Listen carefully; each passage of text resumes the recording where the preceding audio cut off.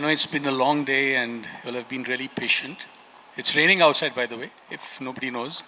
And thank you so much, Adgully, for putting this whole thing together. So the new age consumer journey, where CTV meets content and commerce. We are at a fantastic intersection in the evolution of media, right? Where storytelling, technology, and transactions are no longer separate journeys, but part of one seamless experience. Connected TV or CTV has rapidly transformed from being just another screen into a powerful convergence point from premium content to measurable commerce. Today's consumer doesn't, or rather today's brands are no longer asking, how do we advertise? They're asking, how do we integrate? Some stats for you on CTV. India has 40 to 50 million CTV households and growing rapidly and with smart TV adoptions. Over 70% of new TV sales are now smart TVs.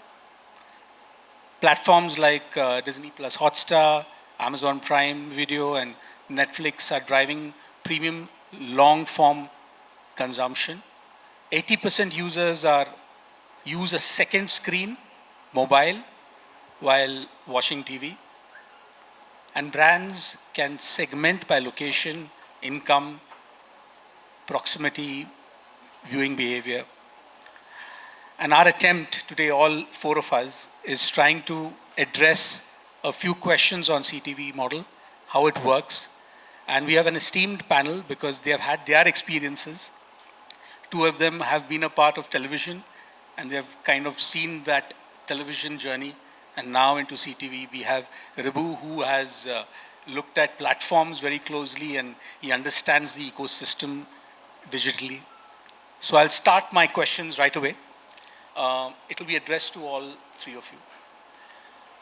How has television evolved from just a branding tool into a direct transaction hub with shoppable formats like interactive overlays and QR codes?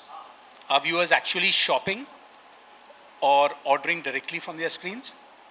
And ultimately, is television commerce finally closing the loop between a brand story and the customer's wallet?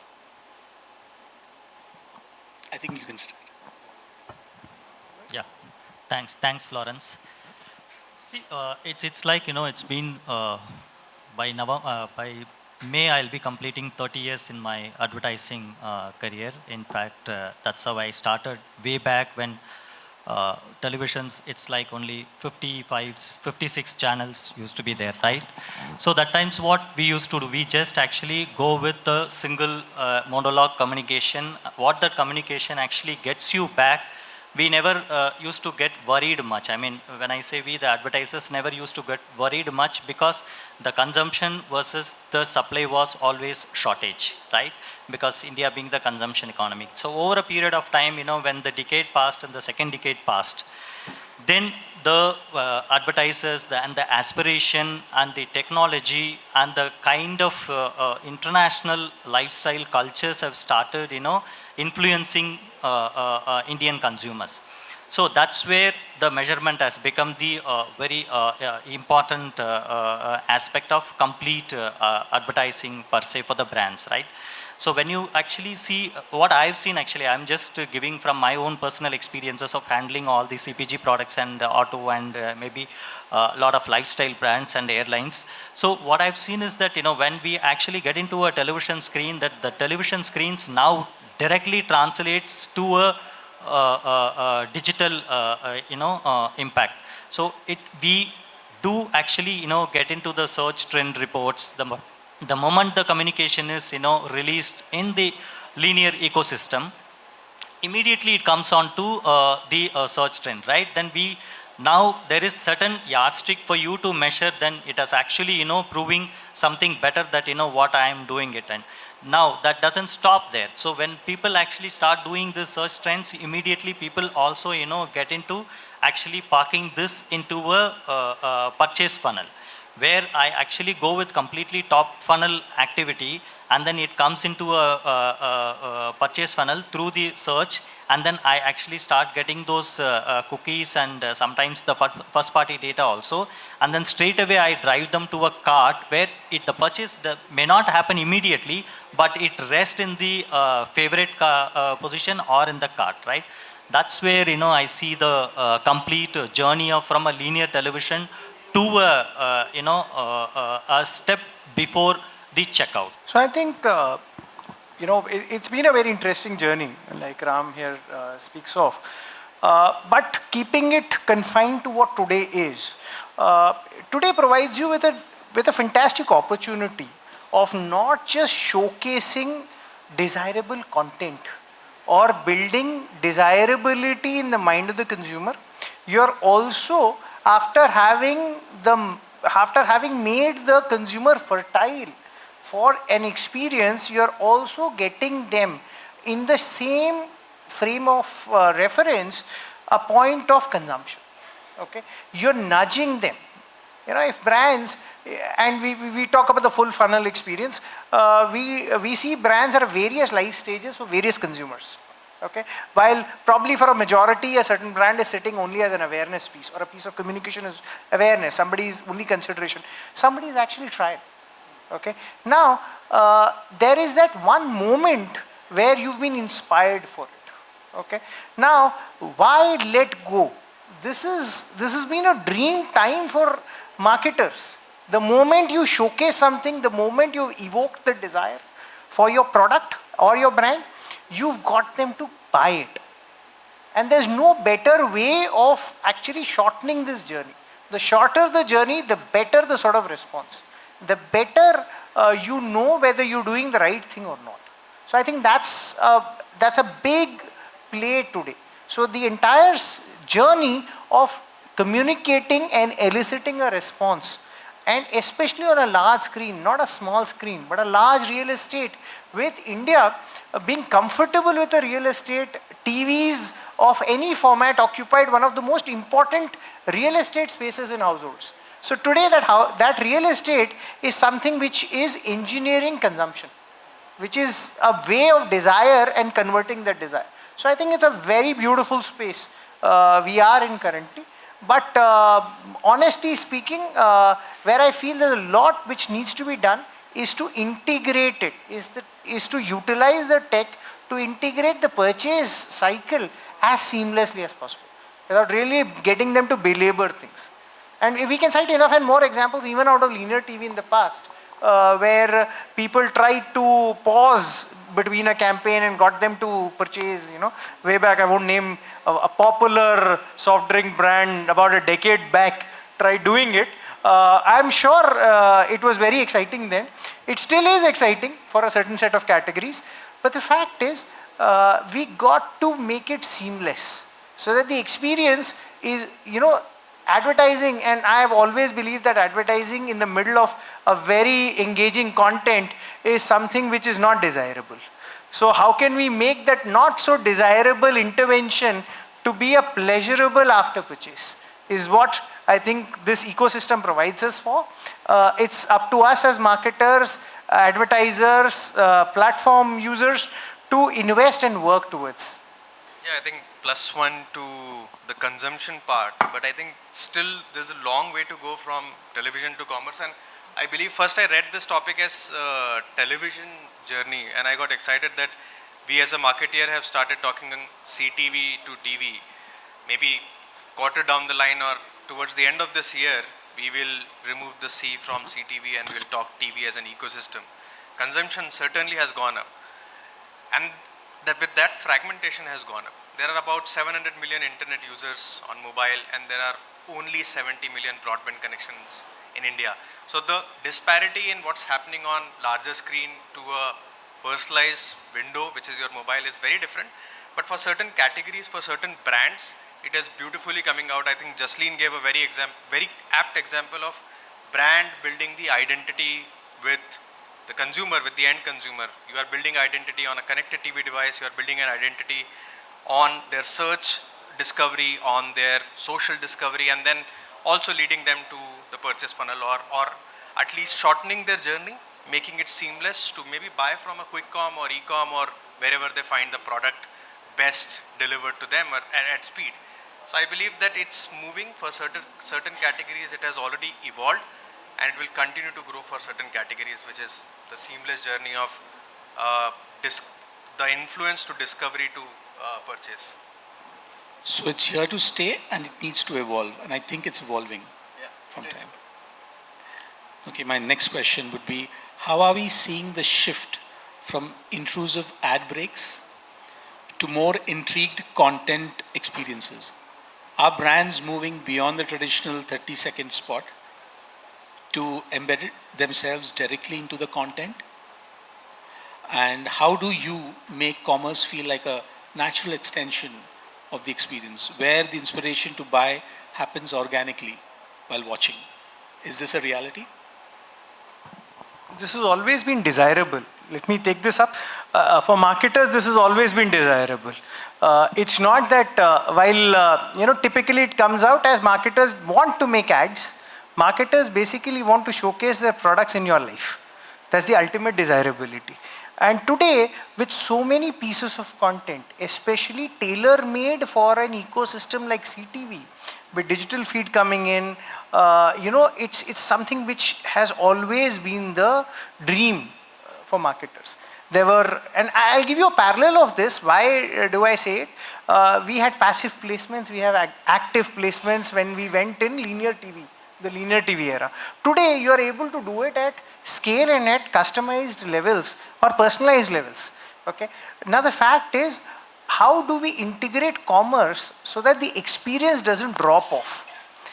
The experience of a high definition piece of content, a 4K piece of content coming across to you, which is so intriguing and involving, you don't want to break that experience for the consumer.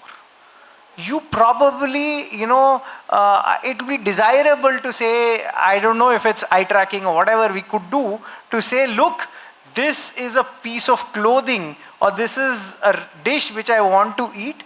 Just lock it up there. Let me finish this content. Let me finish this entire, hours of viewing and give me a repository of what I really loved here.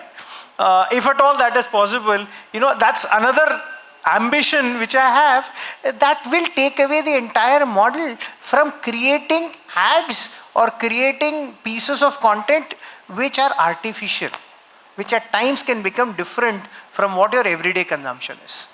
And I think there is a greater amount of authenticity which will lend into this medium if taken up properly.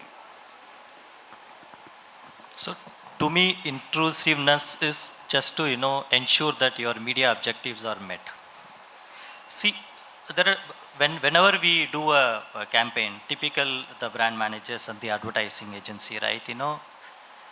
We first have to meet our media objectives. My monies are safe, right? And I'm not even talking about consumer here. So that's where this actually completely fits into your bill, and then you just get away with it. So tomorrow I can always say that if I'm Ganapati is sitting here, I've handled his brand. I'll say, Ganapati, my job is done. I think something wrong in your stores, friend, something wrong in your distribution, friend. I can always go back and do this complete scientific discussion with the Ganapati, and the Ganapati will have nothing to say because he has given me only media objective. Now coming to the brand objective, right? That's where this eliteness actually comes into a play, right? Where the media objective and the brand objective, where it meets, that's where the commerce happens, right? The commerce is nothing but getting into a consideration set and then converting that into a complete sale. So here, connected TV, of course, helps us to, we all know it. We don't have to talk about the numbers and everything, right? Connected TV reaches out to almost, 65,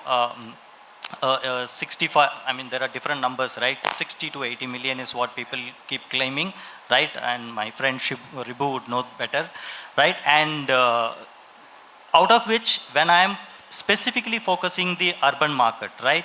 my whatever that 150 crores of population, I have 37-38% sitting in urban markets where this connected TV 60 million is almost 40%, 45% of this urban market. I have easy go now today. Earlier, I never had this opportunity. I just go with umbrella presence, and then I reach out to, male, female, kids, and everyone. That's where, here from a intrusive to a sharp targeting, where I can actually, ensure that, I don't have to do forceful ads to people, but I can do a meaningful ads to people. That's where, connected TV helps us. I'm also looking at the ticker because there will be a ring, there will be a bell which will ring. All of us will be free by 4 minutes. Big bold. 20 seconds. Yeah. My fellow panelists have already covered with their experience and with their experience in content, with their experience in FMCG and multiple other industries. From the connected TV standpoint and how the content consumption is changing, I think going back to the question that how the integration, whether it is in a form of spot or whether it is in a form of impression, what's changing is the diversity of content which is available. And with diversity comes fragmentation, and with fragmentation also comes a lot of data, that where do I place my ad, what kind of content works. And if you're looking at trends, people are consuming a lot of short format content on connected TV. So about 7 to 13 minutes is something which is growing fast. Instagram is launching Instagram TV on fast channels. So you will be able to see your favorite influencers reel in a horizontal or vertical format on a smart television. Amazon experimented with Mr. Beast, who is one of the biggest influencers of the world. So influencer is coming to a connected TV because there is a high degree of relatability. There is a high degree of relatability in the audience who is going to relate to that person or influencer and buy the product or get influenced to buy that category of product. So I think what's shifting here is the behavior from the consumer perspective, and of course the dynamic change in what kind of slot, what kind of impressions you can buy basis the content and the data which is available on the content front. So yeah, I think too much of data is also bad. We will talk about it later, but yeah. Okay. Since most consumers aren't completing purchase on the TV, we all know that. So how should brands approach the dual screen journey? How do you perfect the handoff from a CTV ad to a mobile checkout experience? And how can brands ensure that when a user scans a QR code or clicks, the journey is seamless, frictionless, and almost instant from the living room to the checkout? So I'll give in 2 lines. So basically, when we actually look into this particular model, whenever we actually plan for the complete activity, right? So everybody's aim is to get into the ROAS, right? Whatever that, we planned it. So every brand manager, every company CEO will only ask this one question. If that question is actually taken care means, and everything is done. I was talking to my fellow panelist in the lounge there, that all the plans, everything has been done. The client is sitting with you. Numbers, 20 versions of a planning, and then everything is done. It is going to be and approved. Then the one question will come: are you sure? Will it work? That's like that one. Still, the iota of doubt is always there. That's where we have to connect with the consumers with the right piece of content and right piece of communication platform at right time with the right market where I have my presence felt. Right. That's what I feel that will help in this complete ecosystem. See, honestly speaking, I haven't come across anything which doesn't look disturbing or creates a bit of a dissonance in the content consumption journey when you talk about moving the individual out into commerce, because it is a multi-device sort of interface. Okay. We will have to evolve to something of that nature. We will have to tell the consumer at some levels with a fair degree of empathy to say, look, if you desire to own or if you desire to consume this experience like the way you're visualizing it, take that time out. Take those couple of seconds out and probably, shelve it at some place so that you can retrieve it back. I think that's the only bit. How seamlessly we are able to do that is a challenge for both marketers, for both content creators in which we are going to place this content. So that's a very important one. Easier said, very difficult to be executed, because it's not just about device interplay, it's also about shifting mind space within the consumer. Yeah, I think how many of you have scanned the QR code on your connected TV device? 1, 2, 2. Yeah, so 3. So I think very few, 4. As a consumer, what you would want is to relate to the brand when you see the brand on the larger screen. If you can create that empathy, that messaging, or that urgency of doing something. YouTube started push notifications long back, that because it's all connected. First of all, the data has to be connected. Everything has to be linear. Everything has to be under one acronym for you to identify that user. But from the storytelling standpoint, the CTV will continue, or TV will continue to deliver that larger than life format for you, create that identity, create that need, create that story. And then mobile will let you help discover the brand with searches, etc. So I would rather say it's reverse engineered. You can understand the demand on mobile or desktop, and then you can plan your CTV, because it is highly targeted. You can actually do a campaign in Mumbai where the demand is higher, versus doing a campaign and figuring out whether the scan has happened or not, or the demand has captured or not. So I would say you can reverse engineer when it comes to CTV. So this brings me to this question. Are we finally moving beyond traditional matrices like GRPs to real performance-based attributions? How are you thinking a view on a TV screen to a purchase that happens later on a mobile device? Is the shifting change is how CMOs allocate budgets? Are budgets now moving toward media that proves real commerce impact? Not just eyeballs. So I'll take that up. Honestly speaking, performance has become a very important sort of line item and element and investment on the brand. Okay, there's no taking away from that. Is it happening? We still have to work harder to make it happen.